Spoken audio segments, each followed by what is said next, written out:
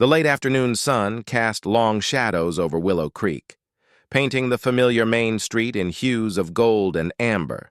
It was a town where everyone knew everyone, and gossip traveled faster than the creek's gentle current. For Sarah Jenkins, a woman whose life had always been a testament to duty and quiet strength, Willow Creek was both home and, increasingly, a cage of whispered judgments. Sarah had served her country with distinction. Years in the army, rising through the ranks, enduring hardships most people only saw in movies. She'd been a soldier, a leader, a patriot, but a severe injury sustained during a classified operation had brought her home prematurely, her body healing. But her spirit, though resilient, now bore the weight of unseen scars. She walked with a slight limp, a constant reminder of the day her world changed. Back in Willow Creek, she'd bought a small, unassuming house on the outskirts, a place with a sprawling garden she hoped would soothe her restless soul. She found work at the local library, a quiet haven filled with stories, a stark contrast to the explosive chapters of her past. Life in Willow Creek was supposed to be a peaceful transition, but peace, Sarah soon discovered, was a fickle companion. The trouble began subtly, with the sideways glances and hushed conversations whenever she entered the general store or sat alone at the diner. People remembered her as Little Sarah, the quiet, determined girl who'd left town with a sparkle in her eye and a uniform crisp with ambition. The Sarah who returned was different. Her eyes held a depth born of experiences no one in Willow Creek could fathom. She rarely spoke of her military service, a habit born of necessity in her previous life, where loose lips truly could sink ships.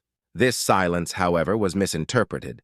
Mrs. Gable, the town's unofficial historian and chief gossip, was often the ringleader. "She just sits there so mysterious," she'd declare to anyone who would listen, usually at the weekly bingo night. What really happened over there? If it was so honorable, why won't she talk about it? Her words, like tiny darts, found their mark, slowly poisoning the town's perception of Sarah. The situation escalated when Sarah began to receive strange packages. They weren't threatening, not exactly, just odd. Old newspaper clippings about local scams, articles about con artists, even a fake diamond ring in one. No return address, no note. Just the unsettling implication. She dismissed them at first, attributing it to a bad joke or a confused delivery. But then the calls started. Unlisted numbers, silent on the other end, or a distorted voice asking cryptic questions about payments and investments. One particularly jarring incident occurred at the annual Willow Creek Fall Festival. Sarah, despite her growing isolation, had decided to attend, hoping to reconnect, to feel a part of her community again. She was admiring a display of handmade quilts when Sheriff Brody approached her, his usually friendly face now etched with a grim formality. "Sarah, mind if we have a word?" he asked, his voice low, drawing curious glances from nearby townsfolk. She nodded, a knot forming in her stomach. "Of course, Sheriff." He led her to a quieter corner near the pumpkin patch. "We've had some complaints, Sarah, calls coming into the station. Folks saying you've been, well, let's just say they're worried you might be involved in some kind of scheme." Sarah's blood ran cold. "A scheme? Sheriff, what are you talking about?" He shifted uncomfortably. "People are saying you're living beyond your means, that you came back with a lot of money, more than a retired soldier usually gets. And these anonymous tips, they're suggesting you're luring people into something. Financial schemes, perhaps?" She stared at him, aghast. "That's outrageous. I'm living on my pension and my salary from the library. I've worked hard my whole life. I've never cheated anyone." "I believe you, Sarah. I truly do," Brody said, though his eyes held a flicker of doubt. "But these complaints, they're starting to pile up. And now, well, the FBI's gotten involved." Sarah felt a sharp, unexpected pain, not physical, but a crushing blow to her pride and her carefully constructed peace. The FBI? Her? A fraud?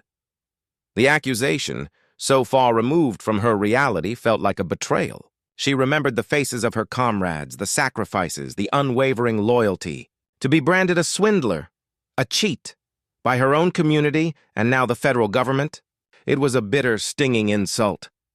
The following week brought two stern-faced men in dark suits to her doorstep. Special Agent Miller and Special Agent Rodriguez.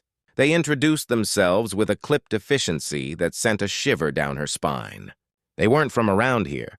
Their demeanor was sharp, their questions pointed. They sat in her modest living room, their eyes scanning every detail, making her feel as though her home itself was under suspicion. "Miss Jenkins," Agent Miller began, his voice flat, "we've received numerous reports regarding suspicious financial activities attributed to you.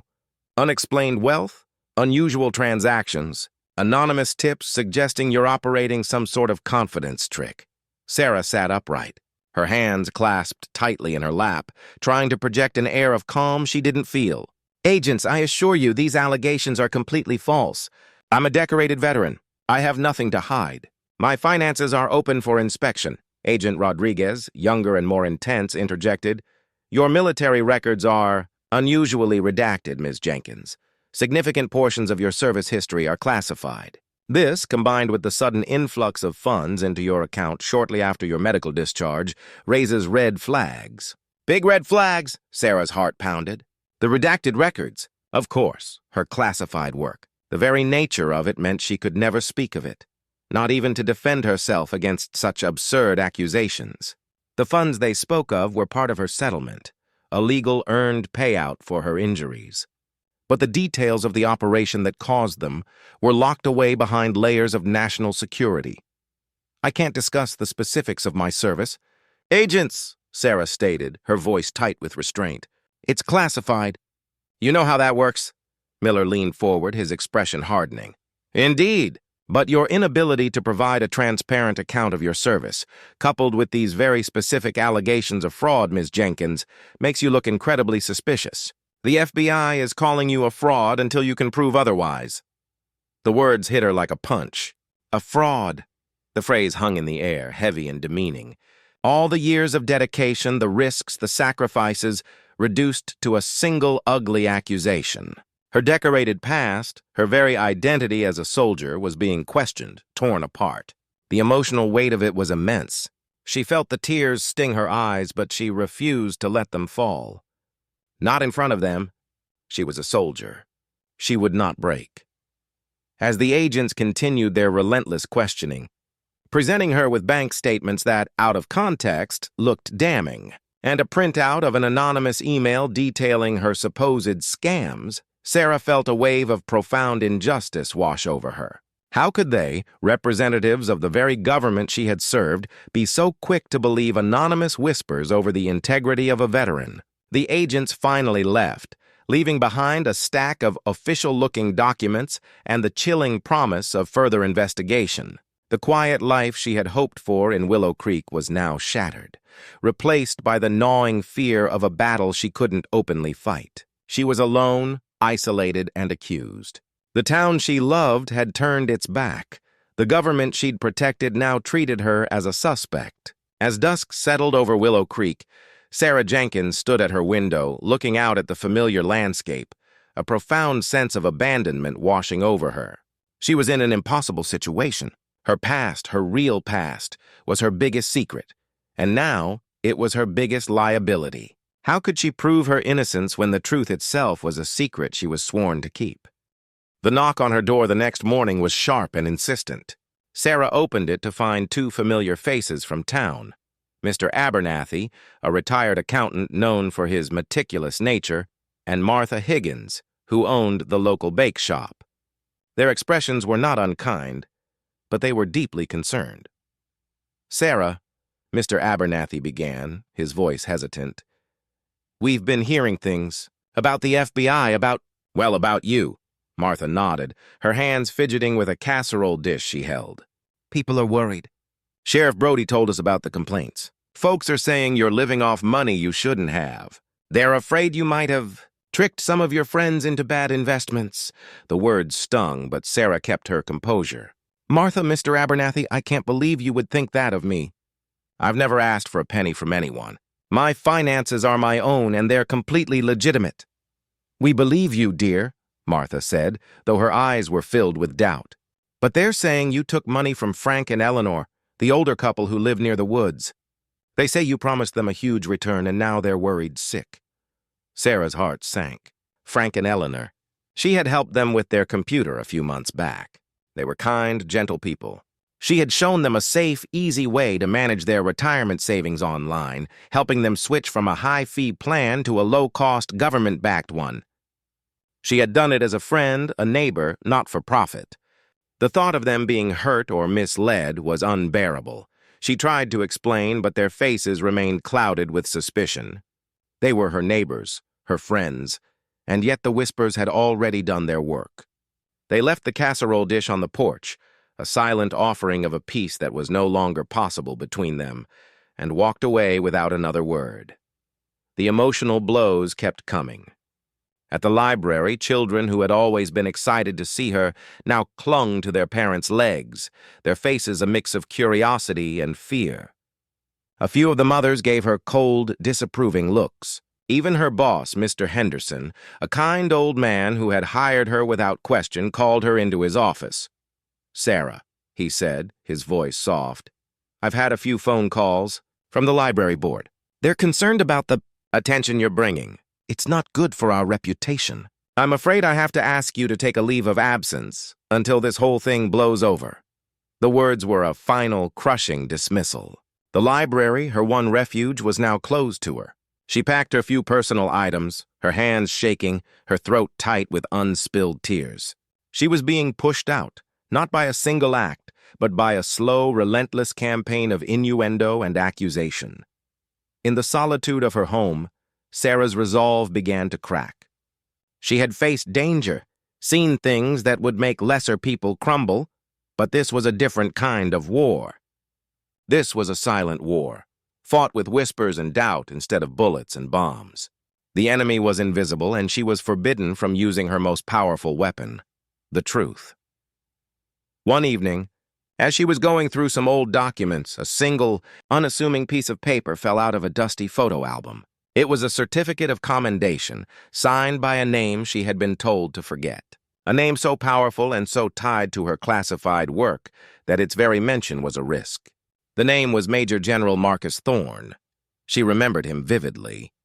A man with a sharp mind and an even sharper wit. He had been her commanding officer on a mission that had been so secretive, so sensitive, that it was erased from official records. Her team had been called Project Chimera, and she had been Sparrow. Her job, as the code name implied, was to be small, unnoticed, and to gather intelligence in hostile environments. The commendation was for a mission where she had saved not just her team, but an entire operation from a disastrous failure. She had acted alone, using her wits and training, defying orders when necessary to do the right thing. It was that action that had led to her commendation and also to her injury and early discharge. Looking at the certificate now, her code name, Sparrow, jumped out at her. The certificate was a piece of her old life, a life where her actions were respected, not questioned. A life where she had a purpose that was clear and undeniable. Here, in Willow Creek, she was just a woman with a past no one understood and a future that seemed to be shrinking with every passing day. She spent the next few days in a fog of despair. The packages continued to arrive, now with more menacing contents, a dead mouse, a note with a crude drawing of a jail cell. The anonymous phone calls became more frequent, the distorted voices growing more aggressive. She reported it all to Sheriff Brody, who seemed sympathetic but ultimately powerless. He would shake his head and say, "Sarah, this all ties back to the FBI investigation. If you'd just cooperate with them, maybe these people would leave you alone." The final insult came in the mail, a summons, an official-looking letter with the seal of the United States. She was being called to appear before a federal grand jury. The charges were vague, but the message was clear. They were going to make her a criminal. The FBI was building a case against her, and they were succeeding. The accusations of fraud had now become a formal legal matter. She sat at her kitchen table, the summons in her hand, a profound feeling of helplessness washing over her. She was a soldier, a fighter, but she couldn't fight this. How do you defend yourself against shadows? How do you tell the truth when the truth itself is a crime?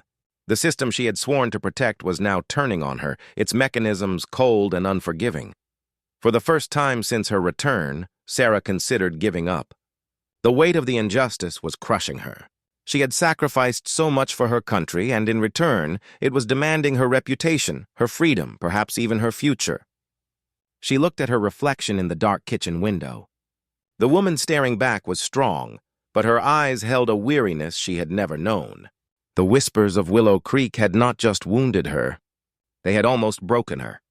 But then she remembered the words of Major General Thorne from the commendation. Courage is not the absence of fear, but the triumph over it. She knew what she had to do. It was a long shot, a desperate move, but it was the only one left. She had to break her silence. She had to contact the only person who could possibly clear her name, the man whose signature was on that commendation, the man who was now the director of the CIA. She knew she would be violating the terms of her security clearance. She knew she could face charges for revealing classified information, even to the director himself. But what did she have to lose? Her life was already being taken from her, one quiet, humiliating moment at a time. The emotional war was just a prelude to the legal war. And if she was going to fight, she was going to fight with everything she had. She was a soldier, and a soldier never surrenders. Not to injustice, not to lies. Sarah sat at her kitchen table, the summons lying like a tombstone on the worn wood. The desperation she felt was a cold, hard knot in her stomach, but it was being slowly replaced by a familiar steel. She was a soldier. She had faced impossible odds before. This was just another mission. She pulled out her old duffel bag, the one she hadn't touched since her discharge. It smelled of canvas, dust, and a faint metallic scent of the field. Buried deep within its contents, beneath a folded uniform and some old field manuals, was a burner phone. It was an old model, clunky and outdated, but she knew it was still active, meant for one purpose only. It was for emergencies, and this was the biggest emergency of her life. Her hands trembled slightly as she powered it on. The screen flickered to life, the signal bars filling slowly. She navigated the simple text-based menu to her single pre-programmed contact. The name was just a number, a long series of digits she had memorized years ago but never dared to dial. The number was a secure satellite link, routed through multiple untraceable servers. It was her last resort, and she was about to use it. She hit the call button and held the phone to her ear. The silence on the other end was long, unbroken, and maddening.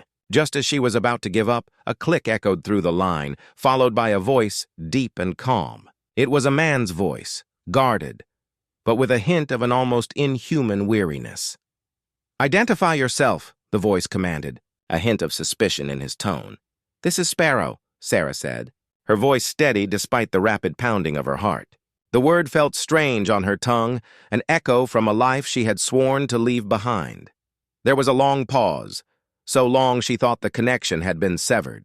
Then the voice returned, now with a note of unmistakable surprise, a hint of recognition. "Sparrow. I thought that channel was inactive. Why are you calling, Sparrow?"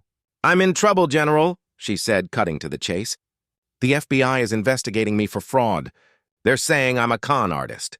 They've served me a summons to appear before a grand jury." Another silence, this one heavier, more thoughtful. "Fraud? That's ridiculous.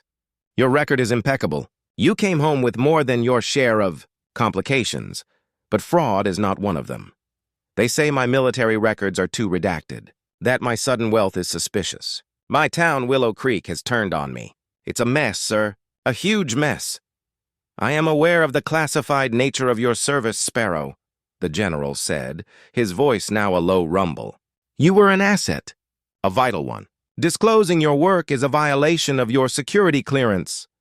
"I know, sir," she replied, her voice filled with a desperate honesty. "But I have no choice. My life is being dismantled piece by piece. My reputation is gone. My job is gone. Soon my freedom will be too. I can't fight them on my own without the truth. The truth is classified." "Sparrow," he repeated, his words a cold reminder of the impossible bind she was in. "Sir, you're the only one who can verify my story. I have a commendation signed by you. For the Dusk Mission." The general's voice went completely still. The Dusk Mission. It was the code name for the operation that had nearly cost her life. The one that was so secret, it had never been officially documented. The one for which he had personally written her a special classified commendation. The one that was so dangerous, no one on the team was supposed to be known to the outside world. "You're not supposed to have that, Sparrow," he said, the icy edge back in his voice. "And you know I can't simply confirm your classified service to some local FBI agents. It would compromise everything we've worked for. Everything you've worked for." "I understand the risks, sir," she said, her voice breaking just a little. "But what about the injustice? I served my country. I sacrificed everything. And now I'm being called a fraud and a criminal by the very people I protected." The line was quiet for a long time. Sarah could hear the faint static, the distant hum of a satellite. She imagined the general on the other end, the weight of her plea, the weight of national security, and the weight of a soldier's honor on his shoulders. She knew she was asking him to put his career, and perhaps much more, at risk. Finally, he spoke. His voice was no longer that of a superior officer, but of a man wrestling with a difficult choice. "Sparrow, they want you in federal court. That's a serious charge." "Yes, sir. It is. And you believe the only way out is for me to intervene?" "It's the only way, sir. Otherwise, I go down for a crime I didn't commit, and you can't even tell the truth about why." There was another long pause, then a sigh. "I will need to verify your location and the agents' identities. Give me the names in the town. Everything.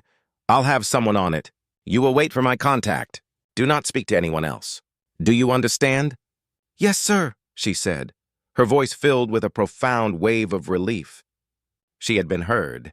She had taken the biggest risk of her life, and it had paid off. She gave him all the information: Agent Miller, Agent Rodriguez, Willow Creek, and the address on the summons. She could feel the tide turning. "One more thing, Sparrow," the general added, his tone now a blend of authority and something that sounded like pride. "Your code name. Why did you choose Sparrow?"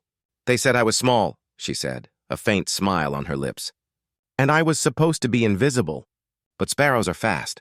They're smart. And when they work together, they can take down something a lot bigger than they are." The general chuckled, a rare and unexpected sound. "Indeed, stay strong, Sparrow. We will be in touch." He ended the call, and the line went dead. Sarah sank back into her chair, the burner phone still in her hand. The weight of the summons was no longer so heavy. Hope, a feeling she hadn't allowed herself to feel in a long time, was slowly beginning to rise within her. She was no longer fighting alone. The man who had trained her, the man who knew her truth, was coming to help. The FBI called her a fraud, but the CIA director had just addressed her by her code name. That was all the vindication she needed, for now. The next 2 days were an agonizing test of patience. Sarah stayed close to home, her heart jumping at every car that slowed on her street, every shadow that moved past her window. She felt like a soldier on standby, waiting for the order to move. The packages and phone calls stopped abruptly, a silence that was more unsettling than the harassment had been. It felt like the calm before a storm. On the morning of her scheduled grand jury appearance, she put on a simple but clean dress, the closest thing she had to a suit. She was heading out the door when a nondescript black sedan pulled up to her house. 2 men stepped out. They weren't the FBI agents who had visited her before. These men were different. Their movements were precise, their eyes constantly scanning their surroundings. They had a quiet, dangerous competence about them that Sarah recognized instantly.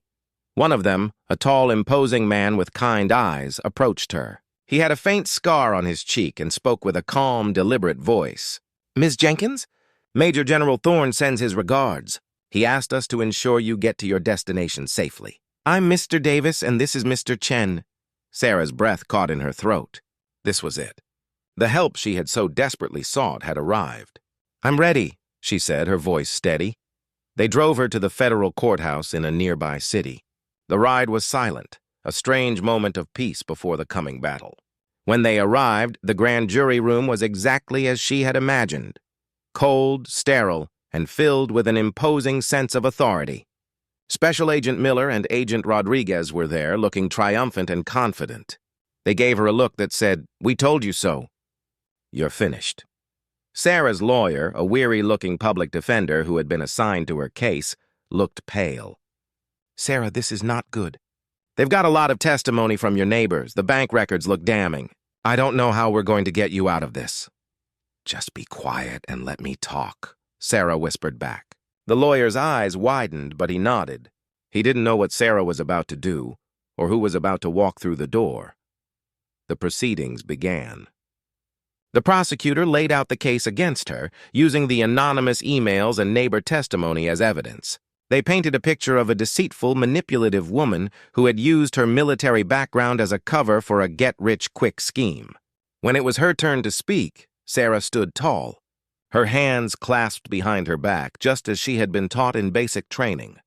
Ms. Jenkins, the prosecutor began, you have been accused of defrauding several residents of Willow Creek. We have multiple affidavits and financial documents that seem to prove you have been living on money you obtained through deceptive means. Do you have anything to say to these charges? Yes, I do, Sarah said, her voice clear and strong. These charges are based on assumptions, hearsay, and a misunderstanding of my military service. I did not defraud anyone. The money in my account is a legal payment from the government for my medical discharge and an injury I sustained in the line of duty. An injury in a classified mission we are told you can't speak about, the prosecutor countered with a smirk. It sounds like a convenient excuse, Ms. Jenkins. Just as the prosecutor was about to continue his line of questioning, the double doors of the courtroom swung open with a loud thud. Everyone turned. Two men in sharp suits stood in the doorway, Mr. Davis and Mr. Chen. Following them, a figure emerged, a man who commanded every eye in the room. He was older, with a shock of silver hair and eyes that seemed to miss nothing. His face was a mask of cold authority, and every step he took was a testament to his power. The prosecutor stared, his smug expression melting into one of confusion, and then, finally, terror. He knew this man. The entire room knew this man, or at least of him. The man walked directly to the prosecution's table. Special Agent Miller, Agent Rodriguez, he said, his voice a quiet rumble that carried to every corner of the room. I believe there's a serious misunderstanding here. He then turned to the grand jury and spoke with an authority that left no room for question. My name is Marcus Thorne. I am the director of the Central Intelligence Agency. A collective gasp went through the room. The public defender looked at Sarah in stunned disbelief. Agent Miller and Agent Rodriguez stood frozen, their faces pale. I am here today to clear up the unusual circumstances of Ms. Jenkins's service, Director Thorne continued. Her military records are heavily redacted for a very good reason. Her work was highly classified and vital to national security. She was part of an elite intelligence unit known as Project Chimera. Her codename was Sparrow. He looked at Sarah, and for a brief moment a flicker of a smile touched his lips, a silent nod of respect. He then turned back to the jury, his expression serious once more. The funds in her bank account are a legal settlement for an injury she sustained during a specific operation, an operation for which she was personally commended for her courage and leadership. He reached into his briefcase and pulled out a single, unredacted document. This is a copy of her classified commendation. It details her actions on the Dusk mission, a mission she single-handedly saved from a catastrophic failure, an action that resulted in her severe injury and medical discharge. It's signed by me. The prosecutor was speechless. The grand jury members exchanged glances, their earlier judgments of Sarah now replaced with a mixture of awe and embarrassment. Director Thorne's eyes fixed on Agent Miller. The FBI, he said, his voice now a low, dangerous tone, called her a fraud. My agency, the entire intelligence community, knows her as Sparrow, one of our finest and bravest. The FBI was misled by malicious anonymous sources. I believe you owe Ms. Jenkins a profound apology, Agent. The public defender, finding his voice, spoke up.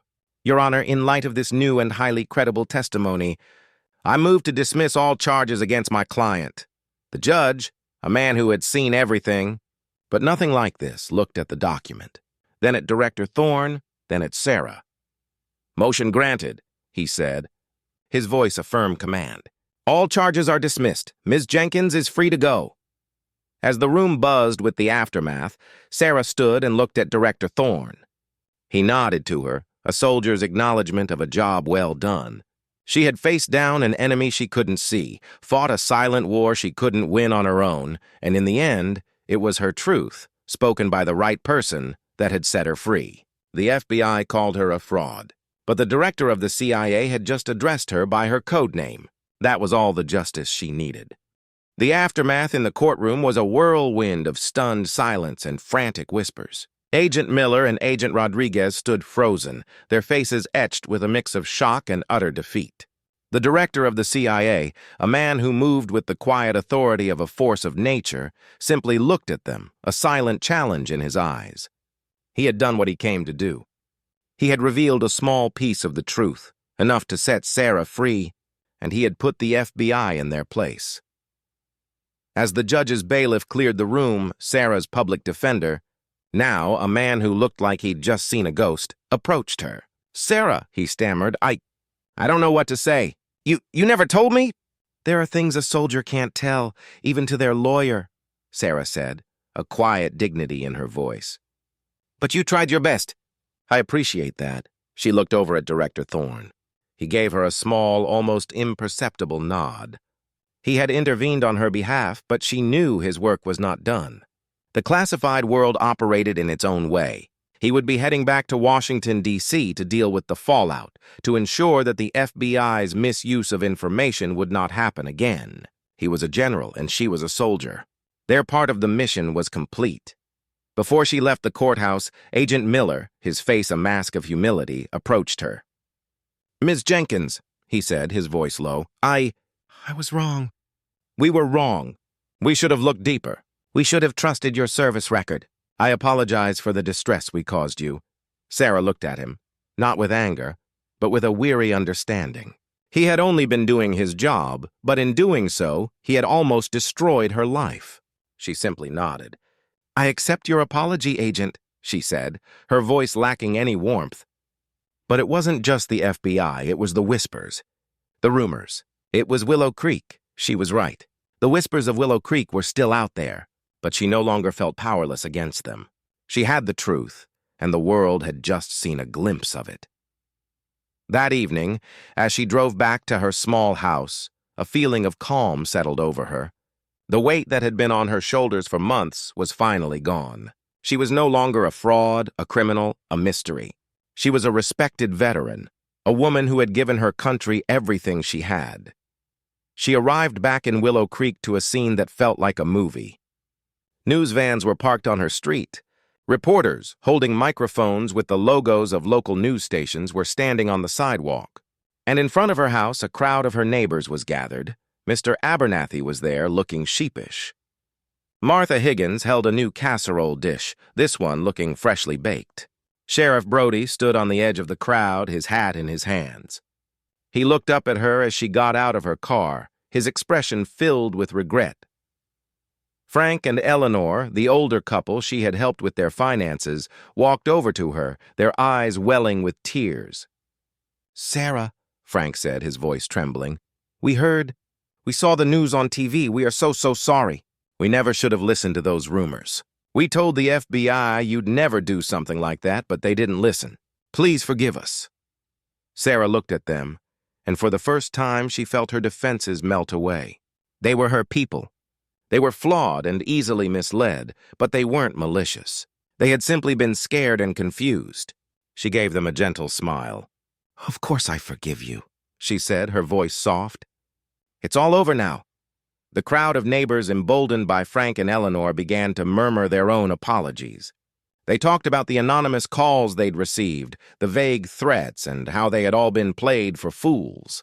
They realized they had been part of a campaign to ruin her, and they felt a profound sense of shame. The vindication wasn't in the courtroom. It was right here in her own front yard. It was in the faces of the people who had once turned on her, now begging for her forgiveness. It was in their silent, unspoken respect. They saw her not just as Sarah from the library or a mysterious veteran, but as a woman of immense bravery and integrity. The truth, once so hidden, was now finally out in the open. The next day, as she walked to the general store, the whispers were gone. The sideways glances were replaced with nods of respect. Mrs. Gable, the chief gossip, was the last to approach her. She stood alone, her hands clasped in front of her. "I was wrong about you, Sarah," she said, her voice barely a whisper. "Completely, terribly wrong. You're a hero." Sarah looked at her, then past her, at the small town she now truly felt a part of again. She had left as a simple girl and come home as a hero. She had been tested, insulted, and nearly broken, but she had never given up. The small town of Willow Creek, once her tormentor, was now her sanctuary. Her strength, her sacrifice, and her journey had brought her not just justice, but a peace she had never imagined possible. The FBI had called her a fraud, but the world now knew her by a different name, a hero.